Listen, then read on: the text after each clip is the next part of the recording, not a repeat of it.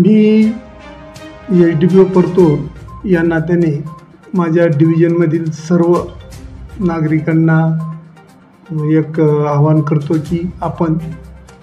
Social मीडियाचा वापर करताना कोणतीही पोस्ट व्हायरल करताना आली पोस्ट पुढे फॉरवर्ड न करता खरीच काय पोस्ट आहे, कुणी फॉरवर्ड पाठवली ह्याचा जरा अभ्यास करावा आणि विनाकारण दोन जातीमध्ये दोन धर्मामध्ये कुठे तेढ निर्माण होईल अशी कुणी पोस्ट व्हॉट्सअपद्वारे इतर सोशल मीडियाची जी माध्यम आहेत त्याच्याद्वारे फॉरवर्ड करू नये असं मी पूर्ण परतूर डिव्हिजनमधले माझ्या 5 पोलीस स्टेशनमधील जनतेला आवाहन करतो। तसेच आता हा सणासुदीचा महिना आहे। येणाऱ्या नजीकच्या काळामध्ये 30 मार्चला गुढीपाडवा आहे, तसेच 31 मार्चला रमजान ईद आहे,